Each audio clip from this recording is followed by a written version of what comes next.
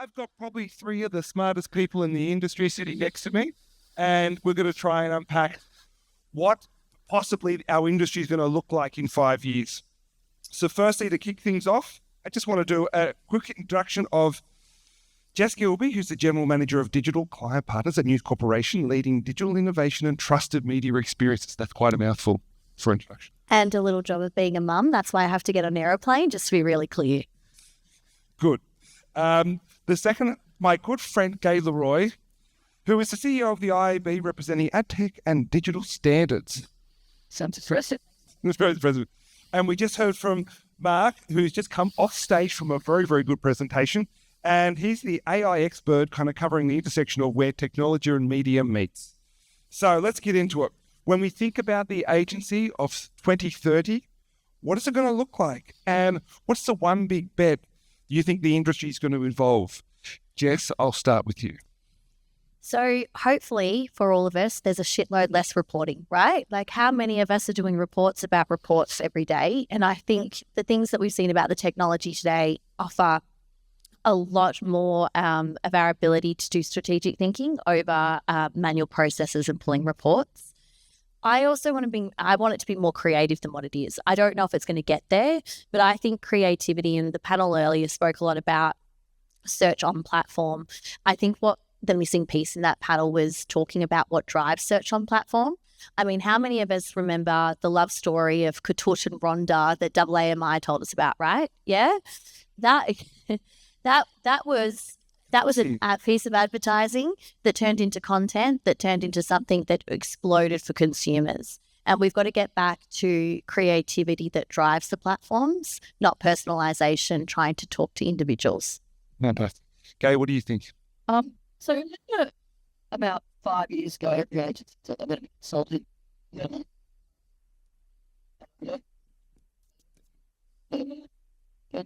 Hello? There you go. So remember, every agency thought they were going to be consultancy, and it sort of all didn't work. I think we're ready. So my agency of the future feels a bit like a consultancy with a touch of magic. So having that sort of really consultative piece, taking away the grunt work that Jess has spoken about, but keeping that creative piece front and centre, which you won't get from your Deloitte's report. So that's how I sort of think about that, making sure it's smart and creative and challenging. Very good. Madonna, what do you think? It's really Britney Spears. I'm on my ears to her. If I look over the last 5 years, I think the single biggest change to work has been hybrid working. We're all kind of trying to figure that out still. Do you do 2, 3, 4 days in the office at home? And I think the same thing is going to be true over the next 5 years, that it will be hybrid working, but the meaning of that word hybrid is going to change. So the way that I work with clients is to say that think about ChatGPT or Copilot less as a tool and more as a teammate, less as a kind of an intern and more of a kind of a PhD expert in your job, like a co-intelligence that you kind of have to collaborate with. And I know some of that language can be a little bit jarring for people, teammates and collaborate and communicate. That's not normally how you talk about software, but I think that's a journey that a lot of people are going to have to go on over the next 5 years, is to understand that they need to literally collaborate with this technology. Awesome. We've got many agency owners in the room today. What can they do to prepare themselves and future-proof themselves for the future? Jess, can I start with you? I think everything you've heard today is all about what happens on the LLM. You've got to think about what you're doing outside the LLMs to influence the citation or the response. And a lot of that comes down to content. Brands like publishers are seeing huge drops in traffic, and they need to rethink how they surface, discover, and provide visibility to ensure that their brand is there before the prompt. So I call it preference before the prompt. You do that either through brand marketing, but I think content strategy is going to be really important, whether it's through partnership or owned channels. You really need to be thinking about your content strategy and how you influence those prompts. Amazing. Gai, what do you think? I think the word discover is my favourite word at the moment. So, and we heard from the social team. Like it's understanding discovery and distribution and nailing that. And that blend of media, commerce, paid, organic, like it's all blurry, and knowing when to turn up and how to turn up, which is, you will use your tools for that as well as your humans. But that's who's going to win if they're really knowing, if I was starting an agency today, I would hire 3 people. I would hire... Is it us? Are we the dream? Yeah, we can... I would hire the most annoying tech person you know. You know that person who's always like critical, trying to pull it apart. I would hire an anthropologist, and then I would hire an artist.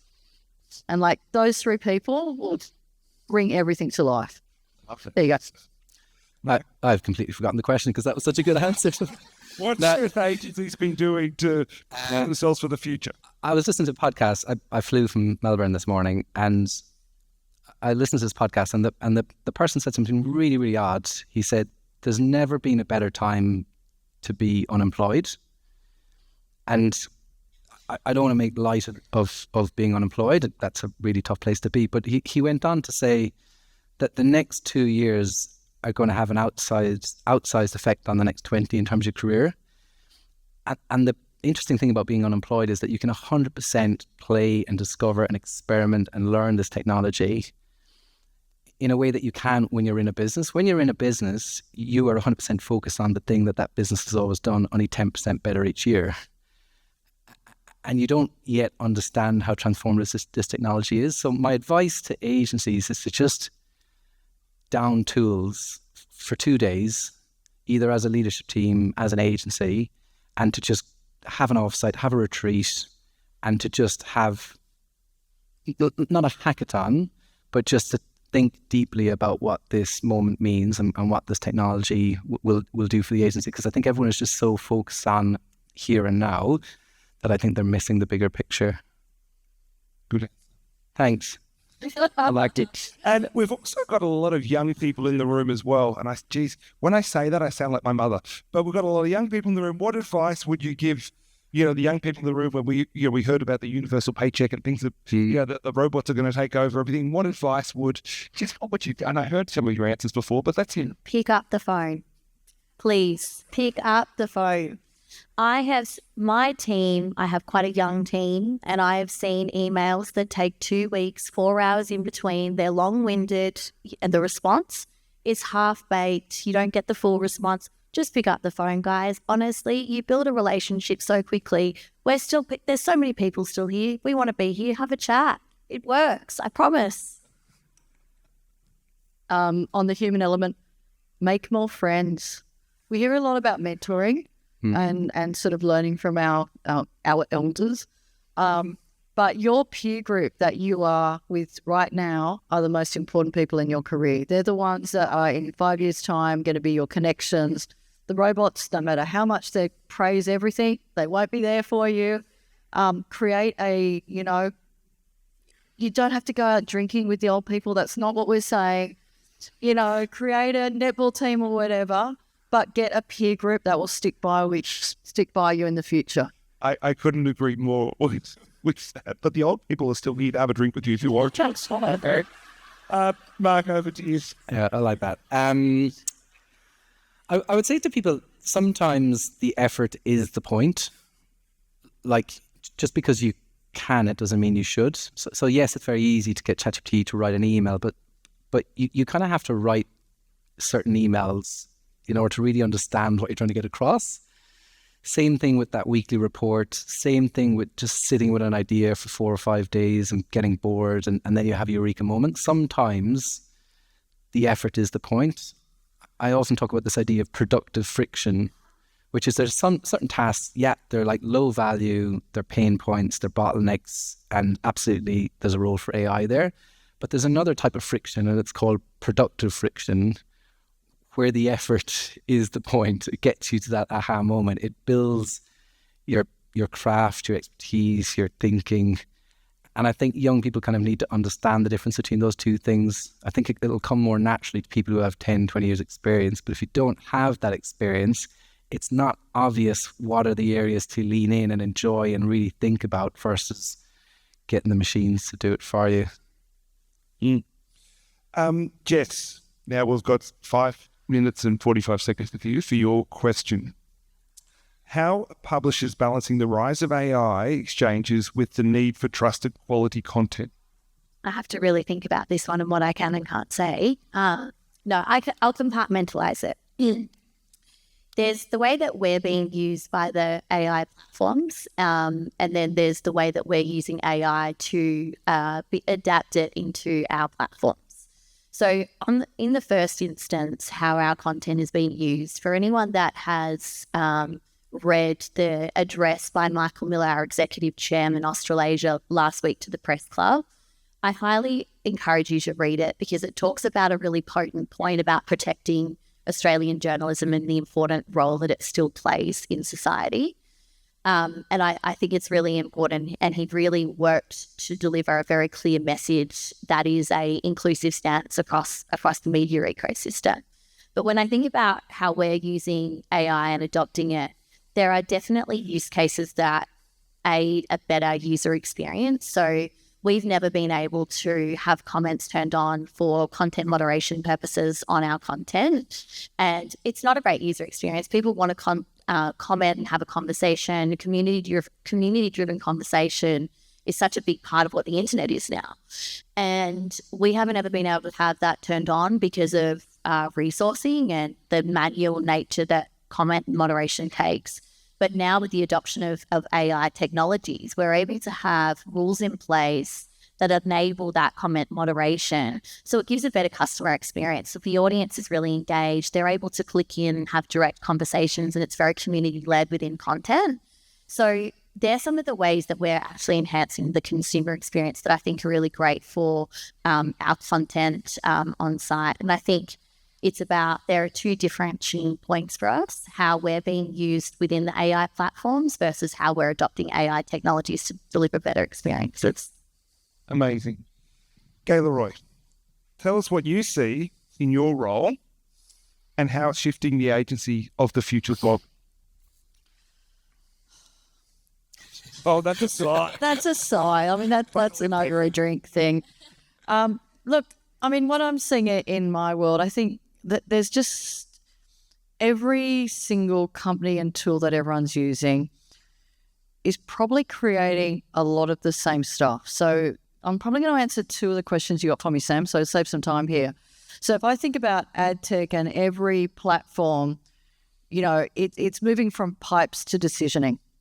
So I think from an agency point of view, you're now working with partners who used to, help you from a pipes point of view, and now they're a decisioning platform.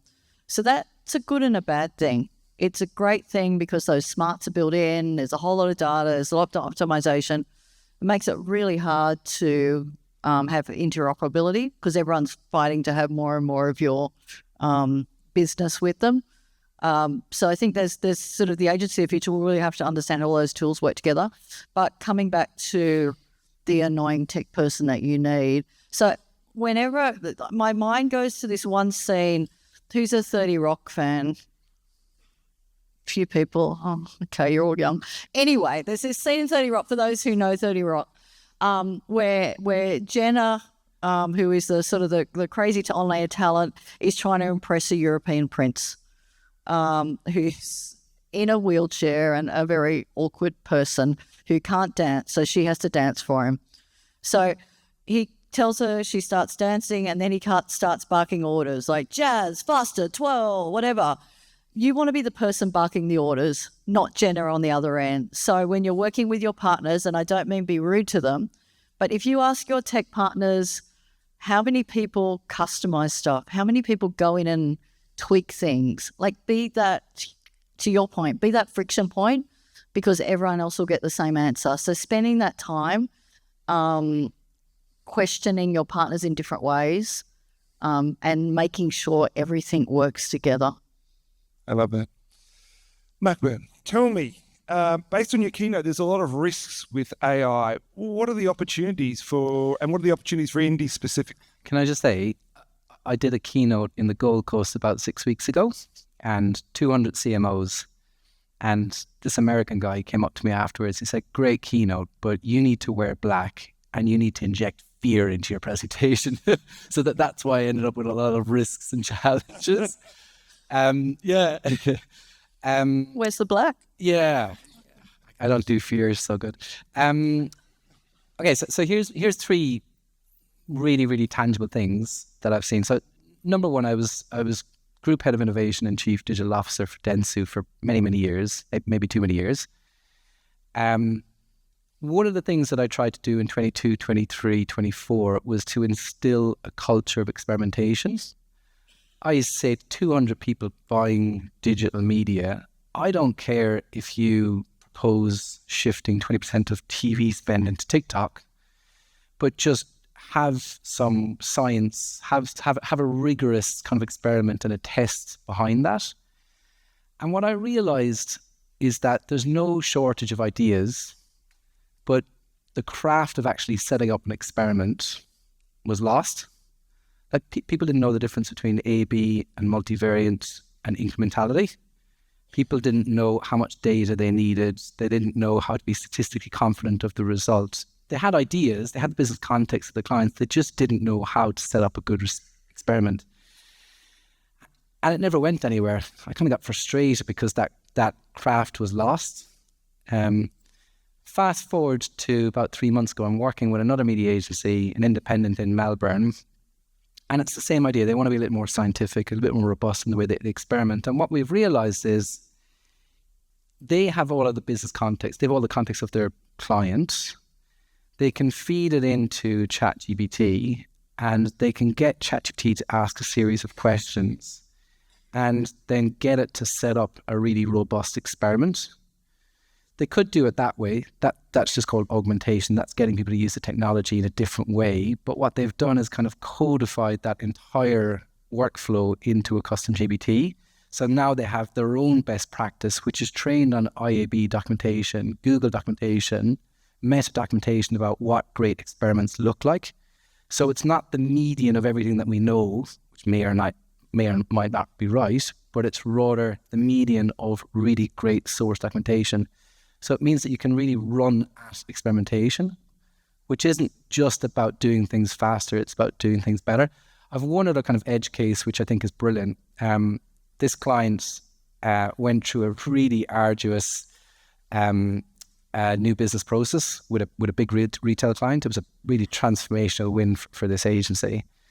But off the back of it being such a difficult process, they had loads of documentation. Several rounds of kind of RFPs, chemistries, at the pitch deck, the negotiations, lots of comms, lots of onboarding. And they thought, why don't we create a digital twin of this client? And why don't we bring the client into this, as a bit of an edge case? Why don't we say to them, look, we've got lots of great documentation here. What we want to do is create a digital twin to continue to be, consistent with the strategy that we sold in. And the client was like, yeah, sure. It sounds a little bit gimmicky, but I'll give it a go. Anyway, they ran the first round of kind of questions through it and they shared it with the client, and the client said, that's exactly what I would have said. And so it kind of acts as a bit of a buffer between them and the client. It means that they can kind of test themselves with different ideas and get some pretty decent specific feedback based on the client before they bring it to her. I think there's something really interesting about that. It's not just a productivity play. It's not about headcount or efficiency or time saved.